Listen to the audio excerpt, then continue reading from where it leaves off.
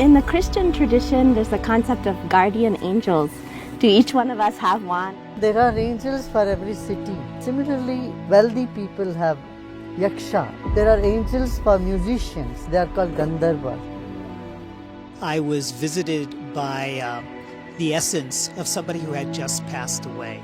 Is that my imagination, or is that a real phenomenon?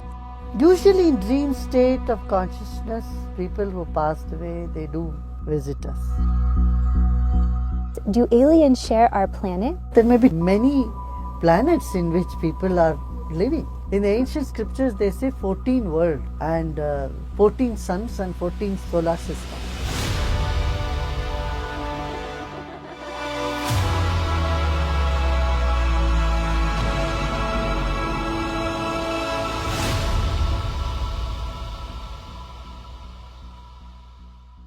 Gurudev, in the Christian tradition, there's the concept of guardian angels. Do each one of us have one or several? And if so, are they in the subtle realm or are they in a physical form? Yeah, there are angels for every city. They are called yakshas. Every city has an yaksha. And then there are angels for musicians. They are called Gandharvas. Gandharva souls are very, very specific angels, specific energy. See, they bring lot of fame to them, wealth to them, but no happiness. You will see artists in general, their personal life is very miserable. They are not happy. But they bring happiness to others. This is Gandharva souls, they do that. Without Gandharva soul, there can't be an artist who is well known or famous. And if they walk the spiritual path, if they find a teacher, master, and they get into a path, then their misery is gone. They'll be happy personally too. And similarly, wealthy people have yaksha. That's the name of the archangel for people with wealth. They often have some issues with their progeny. One generation would be okay, but the second generation they will have issues with. No peace of mind because of progenies. Again, when they walk the spiritual path, then they will be happy. Then they will get over that karma of pain. Similarly, politicians, they have another soul called kinnaras, angels. So cities and places also have, they are called kshetrapalas. They take care of the place. They have a specific name for. So this kshetra has a kshetrapala, a particular angel for that place. Similarly, every family has got one archangel. If you go into this field, it is so deep, so vast and very fascinating. And coming on the spiritual path, then you get over all these karma.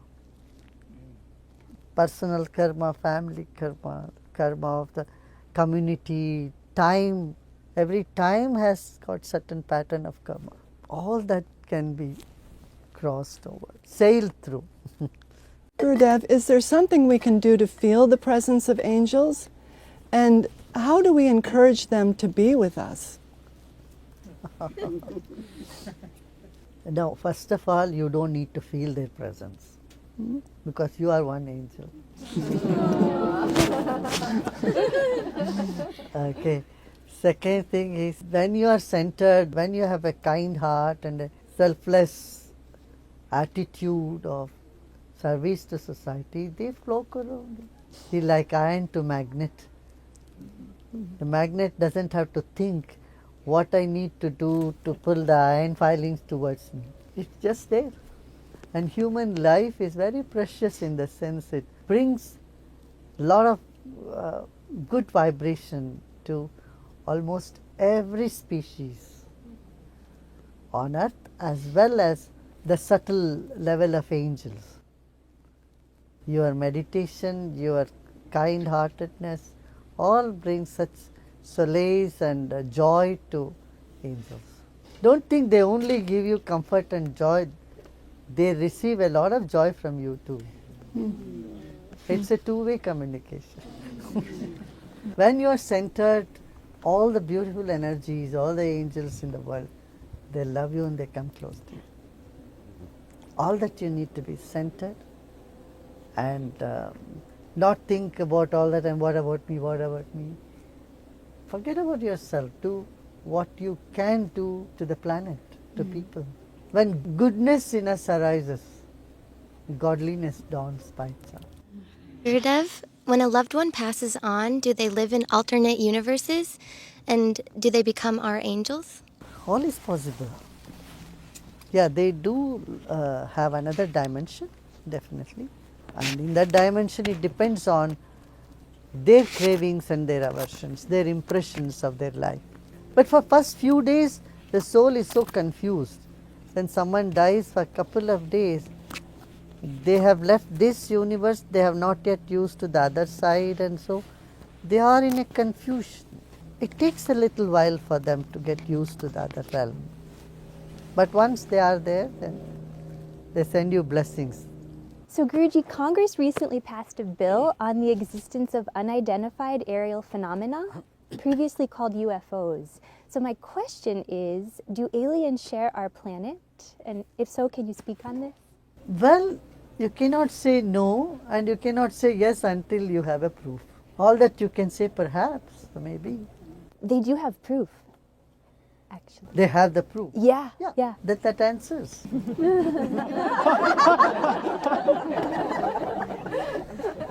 But what is it? As I said, we don't have to believe this is the only planet in the whole galaxy where human lives are thriving.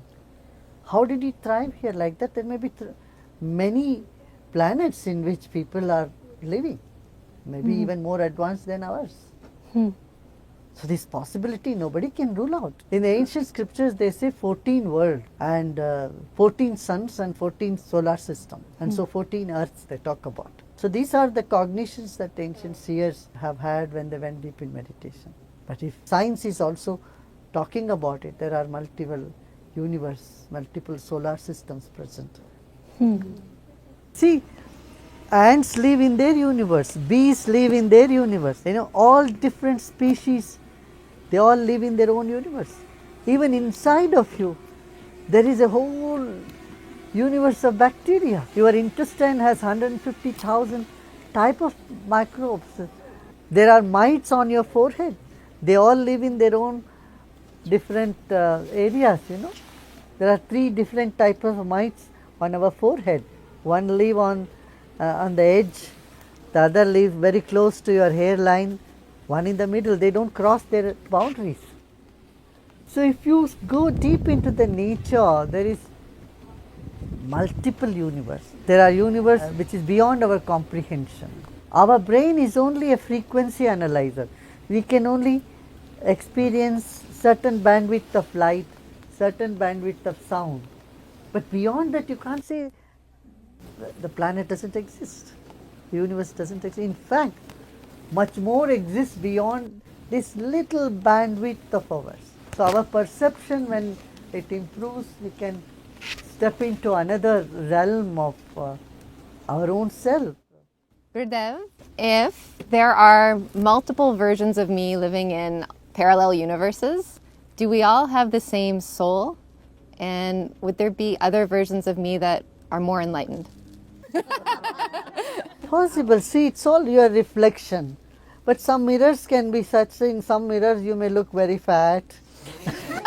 Another mirror you may look much thinner and taller. You have seen these mirrors, it's all you, but can be reflected in different manners, right? So all that is possible. There are 5 of your reflection is for sure exists. There are 5 of me, 5 of every one of us exists simultaneously in the universe. Gurudev, you teach us that 99% of what's going on is taking place on the subtle. Can you give us an idea of what's going on in that 99%? Everything else is going on there. All that is happening in the subtle first. See, hydrogen and oxygen, both are combustible. Oxygen is needed for fire to exist and hydrogen is combustible.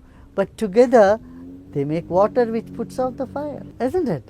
So in the subtle it's happening when these 2 gases have come together and they formed water, and similarly So many cells in your body are dying every day, and so many are being born every day. So your body is a maternity home as well as a burial ground. Our body is so. Every day there is a funeral happening in our body, and every day there is new cells being born. You know, before a thought arises, something else is happening inside us, where the self and the intellect, the mind is all involved. And there's a beautiful verse in Sanskrit. It talks about how a thought arises inside of it. When you speak a word, what is the mechanic? It says, Atma Buddhya Sametyukta. When the being shakes hands with the intellect, and then it allows a little bit of wind to pass through the vocal cord, when there is warmth and heat produced, and that stimulates the brain, and then a word comes out of your mouth. And there are 4 levels of speech. The words we speak is gross, it's called Vaikari, is in the gross level of speech. But before that, it arises as a faint idea deep within. And beyond that, there are 2 more levels of feeling and vibrations, which the animals speak. Animals can feel. And there is a silent layer from which all these thoughts, ideas, feelings, they all get generated. That is part of our very self, our consciousness, which the entire universe can communicate with. It has no language, but it is just from the silent level. A herd of wild elephants, they rampaged a whole banana plantation, but they left one tree untouched. They uprooted all the trees except one tree. In that one tree there was a nest, small birds were there, and the elephants did not touch that. The herd of wild elephants did no harm to those birds and the nest. You know, all these animals, they are from very different species, but they are communicating amongst themselves. I mean, it's something that opens the door to this other universe that exists out here. So you find that intelligence in creation, and there is a level of communication which is non-verbal. Gurudev, when I was a little kid and also as an adult, I was visited by the essence of somebody who had just passed away. Is that my imagination, or is that a real phenomenon? Usually in dream state of consciousness, people who passed away, they do visit us. And it's very common. People, they visit you in dreams. But we don't have to take it too seriously, because our own mind's impressions sometimes interfere there. So our own feelings of guilt or gratitude, love or hate, or whatever emotions we have been having hooked to them, can manifest little strongly there. This is most possible scenario.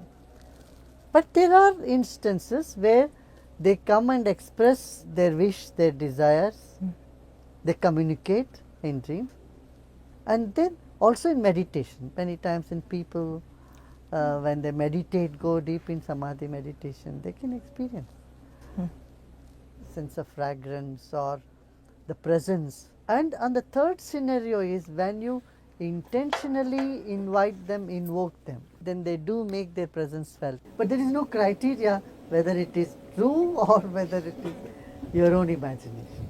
That's why I say, take it easy. Hi, Guruji.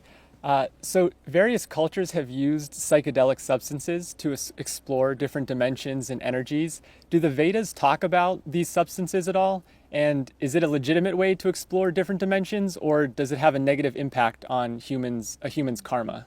Well, the substances or drugs have opened up those ways, because they could alter the chemical in the brain, so you could perceive differently. You get a peep into another dimension.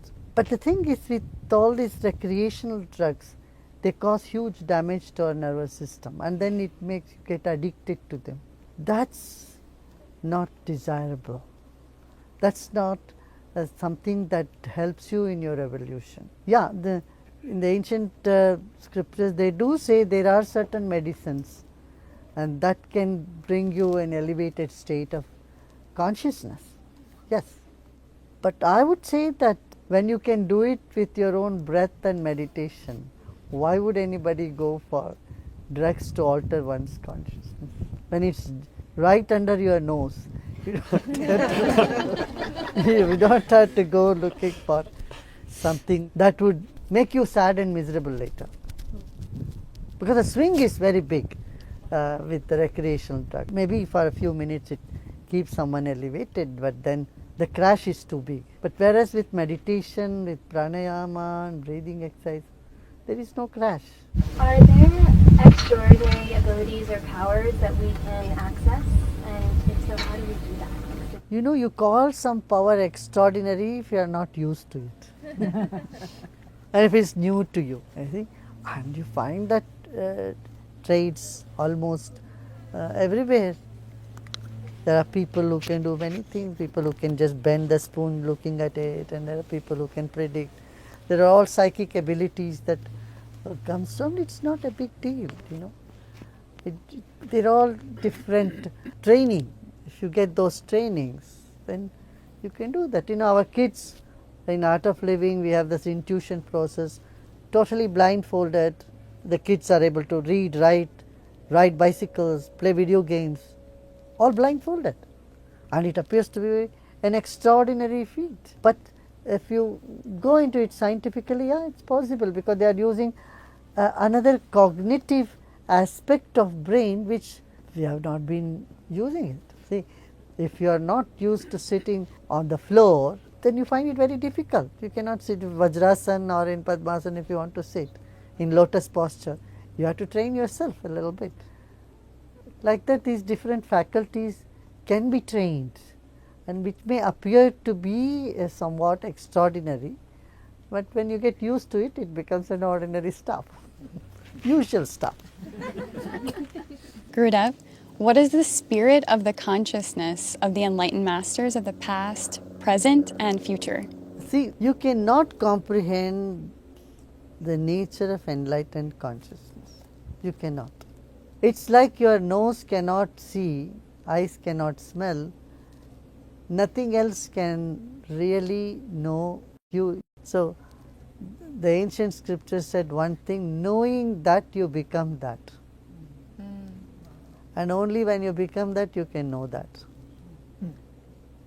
And so there is no other description, whether it's waking, dreaming, sleeping, or something higher than that. And knowing that you become that. Done.